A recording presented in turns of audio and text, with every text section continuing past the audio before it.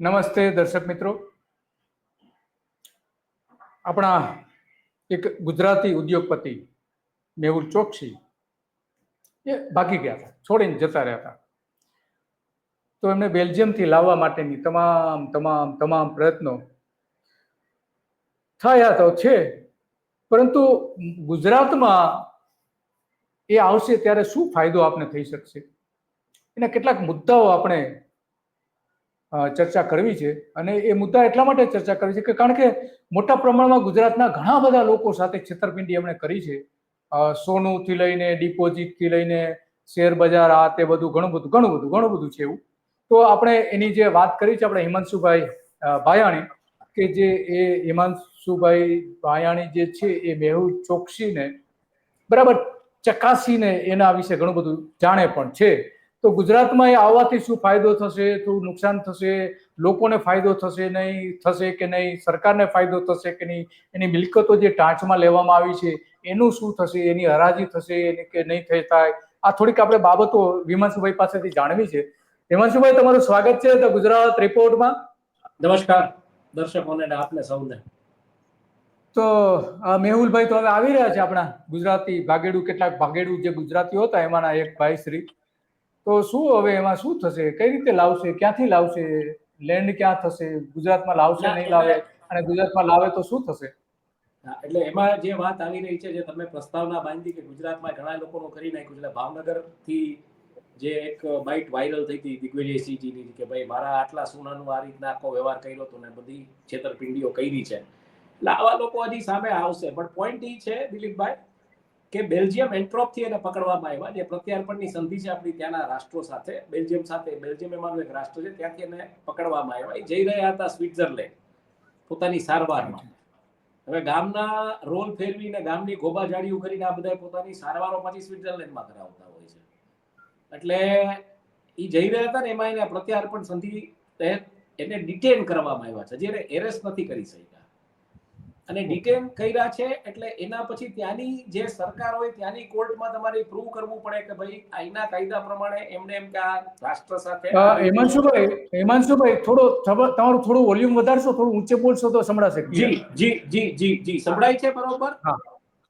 હા યસ, થોડું ઊંચું બોલશો તો સારું સંભળાશે. એન્ટ્રોપમાંથી જે પકડાણા હતા, એન્ટ્રોપમાંથી પકડાણા પછી ત્યાંના રાષ્ટ્ર સાથેની આપણી જે બેલ્જિયમ સાથેની જે આપણી પ્રત્યાર્પણની સંધિ હતી, ત્યાંથી સ્વિટ્ઝરલેન્ડ કેન્સરની ટ્રીટમેન્ટ માટે જઈ રહ્યા હતા, એવા મીડિયાના અહેવાલો જણાવી રહ્યા. એવું બધું મીડિયાના અહેવાલોમાં જણાવવામાં આવ્યું છે. હવે આ જે ધરપકડ નથી થઈ, પણ એને ડિટેન કરવામાં આવ્યા છે. એટલે ડિટેન કર્યા પછી ત્યાંના એના જે વકીલો છે એ કાર્યરત થઈ ગયા છે. અને અહીંયા જે મીડિયામાં જે અહેવાલો આવ્યામાં સિનિયર વકીલોનું કહેવું એમ છે કે ત્યાંના કાયદા પ્રમાણે હજી તમારે પ્રત્યાર્પણની સંધિ બરોબર છે, પણ ત્યાંના કાયદા પ્રમાણે તમારે ત્યાં ટૂંકમાં એની અરજી નાખવી પડે કે ભાઈ આ અમારા દેશના આવી રીતના આર્થિક છેતરપિંડી કે આર્થિક ગુનેગારી આચરીને ભાગી ગયા છે અને અમારા દેશના કાયદા મુજબ આની અમારે જરૂર છે, અને આની પાસેથી જે પૈસા કાઢવાના છે કે જે પણ કાંઈ હોય, અને ઈ સાબિત થાય ત્યાંની કોર્ટમાં કે ભાઈ આ બરોબર છે તો ઈ થાય. બીજા નંબરમાં જે સિનિયર વકીલોએ કીધું છે કે ભારતની જેલની કન્ડિશન્સને મેહુલ ચોકસીની જે હેલ્થની કન્ડિશન, એટલે એમના સ્વાસ્થ્યની જે પરિસ્થિતિ છે ઈ જોતા આ પ્રત્યાર્પણ થોડુંક લાંબુ ચાલશે, એટલે રાતોરાત આ નહીં પતી જાય. આમાં હજી વાર લાગશે એવું જે લીગલ નિષ્ણાંતો હોય, જે કાયદાકીય નિષ્ણાંતો હોય એમનું માનવું છે. પરિસ્થિતિ એ છે દિલીપભાઈ કે એક બાજુ તમે જુઓ તો વકફની દબદબાટી ચાલી રહી છે, બીજી બાજુ ઘણા બધા મુદ્દાઓ છે. ટ્રમ્પ ટેરિફને લઈને જે રીતના માર્કેટમાં બધું ખખડધજ થઈ ગયું હતું, અને જે રીતના ધીરે ધીરે થોડું ઊભું થઈ રહ્યું છે, આજે માર્કેટ સારું ખુલ્યું હતું. એટલે આ પરિસ્થિતિમાં હેડલાઇન્સ મેનેજ કરવા માટે થઈ અને આ જે આખું હોય એવું મને ક્યાંક લાગે છે એક પત્રકાર તરીકે, એક બિઝનેસના પત્રકાર તરીકે. કારણ કે આનાથી શું થશે એ હું તમને કહું. તમે એક વખત મેહુલ ચોકસીને લઈ આવશો એટલે ઓબ્વિયસલી સીધો પ્રશ્ન બીજો એ આવશે કે એના ભત્રીજા નીરવ મોદીનું શું, વિજય માલ્યાનું શું, આવા જે બધા ગોબાજાડી કરીને વયા ગયા છે એ બધાનું શું. એટલે પછી તો દાઉદ ઇબ્રાહિમની એ વાત આવે કે દાઉદ ઇબ્રાહિમ તો 1993 નો બોમ્બ બ્લાસ્ટનો ટૂંકમાં ઓલો છે ગુનેગાર, તો એનું શું. એટલે આ પ્રત્યાર્પણ સંધિ એટલી સહેલાઈથી આમાં ભલે તમે ડિટેન કરી લીધા, પણ આ સહેલાઈથી થાય એવું અત્યારે કાયદાકીય નિષ્ણાંતોને નથી લાગી રહ્યું. અને જો કદાચ થશે જો આ હેડલાઇન મેનેજમેન્ટ ઓબ્જેક્ટ બિલ્ડિંગ ની એક્સરસાઇઝ નહીં હોય ને કદાચ આ થશે તો બટ ઓબ્વિયસલી રાષ્ટ્રની અપેક્ષા એ દિશામાં જશે કે નીરવ મોદી ને લઈ આવો, વિજય માલ્યા ને લઈ આવો, લલિત મોદી ને લઈ આવો, પછી ઓલાને ભાઈને કોને ઉપાડી આવો, આપણે દાઉદ ઇબ્રાહિમ ઉપાડી આવો, આ બધાને ઉપાડી આવો. હા, નીતિન પણ છે ને, નીતિન સાંડેસરા પણ. નીતિન સાંડેસરા પણ છે, એટલે એમને લઈ આવવા પડે. એટલે આ બધા જેટલા બૂચ મારીને વયા ગયા છે, ઈસુદાન ગઢવીની ભાષામાં કહીએ તો બુચસિયાઓ, એ બુચસિયાઓને બધાને પાછા લઈ આવવા પડે. લઈ આવવા પડશે. પછી ઈસુદાનનો ટોન સૂર્યજી એ જાણવું પડે પાછું એમાં, કારણ કે ઈસુદાન ને આમ આદમી પાર્ટી વાળા બધા હો આમ દેકારા કરી મૂકશે, ઈને કોંગ્રેસ વાળાને બધા, એટલે એ બધું પાછું જોવું પડશે. પણ હું સ્પષ્ટપણે માનું છું દિલીપભાઈ કે યુપીએ કાળમાં કરેલું કૌભાંડ અને એનડીએ સરકાર આવી ત્યારે એ ત્યાંથી અહીંથી પલાયન થઈ ગયા. એટલે આમાં પૈસા ક્યાંક છે ને કોઈક એવા લોકોના છે જે સત્તામાં બેઠા હોય અત્યારે. નહીતર જો કોંગ્રેસ વાળાનું હોત તો જેમ અગસ્તા વેસ્ટલેન્ડમાં જેમ ઉપાડી આવ્યા ઓલા ફિરંગને ધોળિયાને, એમ અહીંયા આને તો ગમે એમ ઉપાડી આવત. જો કોંગ્રેસ વાળાના કોઈના પૈસામાં સલવાયેલા હોત કે એના ક્યાંય છેડા મળતા હોત તો. એટલે ક્યાંક મને એવું લાગે છે કે આ ગોબાજાડી ધીરે ધીરે ટૂંકમાં જે રીતના એને જે ડામવાનો પ્રયત્ન થઈ રહ્યો છે કે જે રીતના ધીરું રહ્યું છે બધું, અને હવે અચાનક પાછું ઉપડું કે ભાઈ અત્યારે કારણ કે આ વકફને કારણે પરિસ્થિતિ છે કે વકફમાં સત્તારૂઢ સરકાર સમસ્યામાં છે. મુસ્લિમોને એમ કે સારું કરવા જાય તો હિન્દુઓને ખોટું લાગી જાય છે, એટલે હિન્દુઓને એમ કેવું પડે છે કે આ તો મુસ્લિમોની જે આખી વ્યવસ્થા તેના ઉપર આપણો કંટ્રોલ આવી ગયો, એટલે જીતી ગયા ભાઈ જીતી ગયા, એવો નગારા ઢોલ પીટવા માંડો વોટ્સએપ ઉપર, એટલે લોકો પીટવા માંડ્યા છે. પણ અંદર ખાને ક્યાંક આ પ્રકારની પરિસ્થિતિઓ સર્જાતા અને કાળું નાણું લઈ આવવાની જે વાત કરી હતી 2014માં સત્તારૂઢ લોકોએ, એટલે આ દિશામાં પાછું કઈ થઈ રહ્યું છે એવો વિશ્વાસ બેસાડવાનો પ્રયત્ન થઈ રહ્યો છે. બાકી જોઈએ આગે આગે તો હિમાંશુભાઈ, શું થાય છે. આ બધામાં હિમાંશુભાઈ, આપણે હમણાં થોડા દિવસ પહેલા જ એક ફરિયાદ નોંધાઈ છે ભાવનગરમાં કે 2014માં, એટલે કે લગભગ 10 વર્ષ થયા કે 10 વર્ષ પહેલા ત્યાં સોનું જે છે 106 કિલો સોનું અને લગભગ 30 કરોડ રૂપિયાની છેતરપિંડી કરી હોવાની એની ફરિયાદ થઈ છે, અલગ અલગ શોરૂમ થી લઈને. તો એમાં હવે શું પરિસ્થિતિ ઊભી થશે? એની સામે ફરિયાદ તો નોંધવી પડશે ને, એટલે નોંધવી પડશે. એટલે આમાં શું થાય હું તમને કહું દિલીપભાઈ કે આમાં જેમ તમને જો ખ્યાલ હોય તો કિરણ પટેલનો જે કાશ્મીર વાળો જે કિસ્સો બન્યો હતો, પછી એક કેસીસ આવ્યા ને પછી કિરણ એમાંથી નવરો જ નહોતો થતો. કિરણ પટેલ તમને ખ્યાલ હોય તો અમદાવાદ ક્રાઇમ બ્રાન્ચે ધરપકડ કરી, પહેલા જમ્મુ કાશ્મીર પોલીસે કરી, પછી અમદાવાદ ક્રાઇમ બ્રાન્ચે કરી, પછી ઈડીએ કરી. એટલે આમાં આ ભાઈ નવરા ન પડે. મેહુલભાઈ ચોકસી જો પ્રત્યાર્પણની સંધિમાં થ્રુ થઈને અહીંયા લઈ આવે, જે પ્રક્રિયા લાંબી છે, પણ પછી એક આ ઘરેથી ઓલે ઘરે ચલક ચલાણું, ઓલે ઘેર ભાણું એવું થાય અને એને અહીંથી વાહ ફંગોળે, પછી ભાવનગરે લઈ આવે ને ભાવનગરમાં આટલું એટલું મીડિયા દોડે ને બધા ફોટા ને ઓપોર્ચ્યુનિટી ને વિડીયોગ્રાફી ને કે મેહુલ ચોકસી આવી ગયા છે ને એની તબિયત આવી છે ને આમ છે ને તેમ છે ને એવા બધા અહેવાલો થાય. આનાથી વિશેષ કઈ થઈ ના શકે. બાકી પછી એની પૂછપરછ થાય કે કેવી રીતના કર્યું હતું, અને એમાં આપણે જોયું છે કે 2G સ્કેમ માં અનિલ અંબાણીએ સીબીઆઈ ને કહી દીધું હતું ભાઈ મને કઈ યાદ નથી, એટલે આ બધાને પાછું યાદ નથી રહેતું આવું બધી ગોબાજાડીઓ કર્યા. એટલે આવા લોકો એ કહી દે કે અમને કઈ યાદ નથી કેમ થયું હતું આ બધું.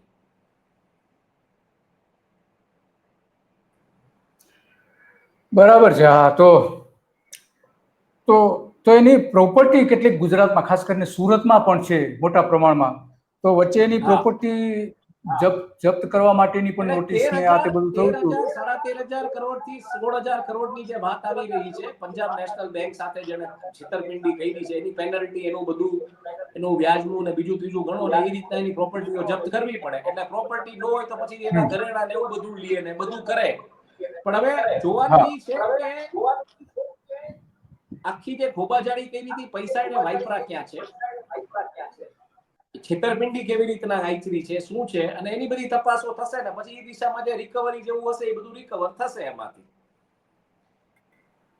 બરાબર છે. હા, તપાસ તો કરવી જ પડશે ને. અને તો આમાં જે કેટલાક જે પૈસા નાણાકીય કૌભાંડમાં શું છે, નાણાકીય કૌભાંડોમાં સજાની એવી જોગવાઈ ન હોવાના કારણે આ નાણાકીય કૌભાંડકારી હોય છે, ઇકોનોમિક ઓફેન્સ વાળા બધા જે આવા નાણાકીય કૌભાંડ કરતા હોય છે, પોતાનું હાજુ કરી લેતા હોય છે.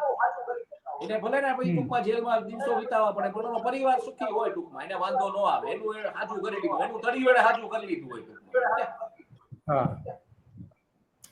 બરાબર છે. તો તો આમાં લોકોને પૈસા મળશે ખરા? એમાં જે ફસાઈ ગયા છે, લોકોના પૈસા ફસાઈ ગયા છે, એ મળી શકે કેસીસ ખરા? થાય એના ઉપરથી આની જે મિલકતો ટાંચમાં લેવામાં આવે, આની પાસે ચૂકવવાની કેટલી કેપેસિટી છે, પેલા ચૂકવણું કેને કરવું, કયા ડેબિટર્સ કે ક્રેડિટર્સ ને પેલા ચૂકવવા, બેંક પેલા લે, સરકાર પેલા લે, કેવી રીતના, એટલે ક્રમશઃ પછી છેલ્લે જેને વૈધું એને મળે, ન વૈધું પછી ભૂલી જવાનું, એના જેવું છે. ભૂલી જવાનું.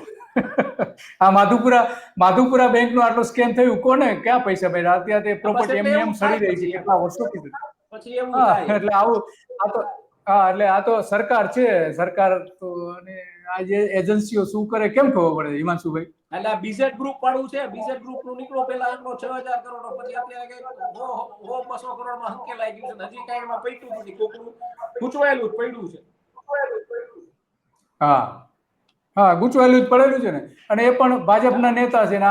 આ તો આ બધાના નામ તો આપણા જે ભાજપના કેટલાક નેતાઓ છે, જાહેરમાં એનું નામ લેતા હતા અને પ્રશંસા કરતા હતા. હવે અત્યારે ભાગેડું છે ને લાવે છે. તો ભાજપ તો આપણે જાણીએ છીએ કે આવા જે બધા નેતાઓ છે એની પાસેથી ફંડ લેતા હોવાના અગાઉ પણ ઘણા બધા એટલે પૈસો પૈસાને ખેંચે ને આવા પૈસામાં જયારે ઓલું કે ને કે લોભિયા હોય ત્યાં દુતારા ભૂખે ન મરે, એટલે આવા દુતારાઓ ક્યાં પડી રોલ ફેરવી વયા જાય. પછી પરિસ્થિતિ સર્જાય, બોલો નેતાએ કહી ન શકે, કોઈ ન કહી શકે કે આ મારા આટલા બ્લેકના વયા ગયા છે. એટલે આમાં ઈ ઓલા એક જ મુસ્તક થઈને ફરતા હોય ને, ઓલા બ્લેકના ખાઈ ગયો હોય. યસ, પણ આમાં વાત શું છે, સાચી આમાં મેહુલ ચોકસીમાં મેહુલ ચોકસીમાં શું છે કે બેંકને એને ચૂનો માર્યો છે, બેંકને એને બટન માર્યું છે, એટલે ઈ તો સરકારના પૈસા છે, ઈ કેવી રીતના રિકવર કરવા એ આઈ થિંક સરકારી પ્રક્રિયા આખી થશે, કાનૂની પ્રક્રિયા થશે, બહુ લાંબુ ચાલશે. ઈ મોટા વકીલો લોક છે, એની પાસે અત્યારે મોટા વકીલો લોકો જેટલા તો પૈસા છે, એટલે એ મોટા આ હરીશ સાલ્વે જેવા વકીલો લોક છે, જેની ખાલી હાજર થવાની ફી 2 થી 5 કરોડ રૂપિયા હોય કોર્ટમાં એક હાજરીનો, એવા વકીલો આવશે. આમાં ઈડી ના કોઈ કેસ પણ બનશે ને? ઇન્કમ ટેક્સ થી લઈને ઈડી પણ આવશે જ ને આના ક્યાંય એવું ચક્રમાં? લાગશે કે આ નાણાંનો ઉપયોગ એવી રીતના ગેરવલ્લે થયો છે કે ટેક્સ ઇવેઝન થયું છે કે આ બધું થયું છે. અત્યારે શું વાત આવે છે કે તમે બેંકના પાસેથી નાણાં લઈને બેંકને બૂચ મારી દીધી. હવે ઈ નાણાંનો તમે ઉપયોગ ક્યાં કર્યો છે? કોઈ આતંકવાદી જૂથને આપ્યા છે, કોઈ ડ્રગ નો કારોબારી હોય એની સાથે ધંધો કર્યો છે, તો ઈડીને બધું જંપલાવે પછી એમાં તપાસ કરવા કે નાણાંનું રૂટ ક્યાં, કેવી રીતના, શું એને કર્યું છે, અને નાણાં એને કેવી રીતના ક્યાં, આ ભારત સરકારના જે નાણાં છે બેંકના, એ ક્યાં છે, અને આ ભારતની પબ્લિકના નાણાં છે એકચ્યુઅલી જોવા જઈએ. હા, વાત સાચી છે. તો હિમાંશુભાઈ, શું હવે આમાં તો ગુજરાત સરકાર કઈ એક્શન લેશે, આમાં પગલા લેશે એની મિલકતોની હરાજી કરવાથી લઈને? એક્શન લેવા જેવું છે જ નહીં. ગુજરાત સરકાર કઈ લેવા દેવા નથી. હા, મોટા ભાગે લેવા દેવા, સિવાય કે મિલકતની હરાજી કરવાની થાય ત્યારે સરકારની મંજૂરી લેવાથી લઈને એની જે પ્રોસીજર છે એ બધું કરે એ બરાબર છે, પણ સરકાર પ્રોસિજરલ જે કાંઈ છે એ કદાચ એનસીએલટી માં કોઈ જાય ડેટર્સ એના કે ભાઈ અમારી રિકવરી કરાવી દો કે આ રીતનું છે, તો એ દિશામાં જાય. પણ હવે પરિસ્થિતિ છે કે કંપની જ નથી રહી, માલિક ભાગી ગયો છે, એટલે પછી હવે તમે એનસીએલટી માં જઈને ક્યાં ઉભા રહીને કોની સામે ઉભા રહ્યો? વાત સાચી છે. તો ઘણી બધી વિગતો આપી હિમાંશુભાઈ તમે કે હવે ગુજરાતી જે ભાગેડુ જાહેર થયા હતા એની સામે ગુજરાતના અમુક પત્રકારો મેહુલ ચોકસીની પ્રેસ રિલીઝો લઈને ફરતા હતા, પોતાની જાતને કહેતા પત્રકારો, ઘણા બિઝનેસના પત્રકારો અને દલાલો બેઝિકલી હું તો કહીશ. દલાલો, હા, એ તો આટલા રાજકીય પક્ષના નેતાઓ જો એના દલાલ હોય. ના, એક અર્પિત ત્રિવેદી નામનો રાજકોટનો છે, બેકડોર એન્ટ્રીઓ ભારત પોતાની જાતને પત્રકાર કહે છે, પણ આ દલાલી કરતો હતો આ લોકોની. એના હાથમાં મેં આની પ્રેસ રિલીઝો જોયેલી છે, આની ડાયમંડ ફોરએવર વાળાઓની, આ ગીતાંજલિ વાળાઓની ને એની, આ મેહુલ ચોકસીની. એટલે આવાની તપાસ કરવી જોઈએ સરકારે કે ભાઈ તું હું આની પ્રેસ રિલીઝો લઈને ફરતો હતો ભાઈ, એને બે ધોકા પડવા જોઈએ કે તું હું આમાં તારા નાણાકીય સ્વાર્થ શું હતો કે તારો સ્વાર્થ શું હતો, તું આ દલાલી કેમ કરતો હતો? આ બધી આવાઓને પકડી ચાર ધોકા મારવા જોઈએ. એની તપાસ થવી જોઈએ.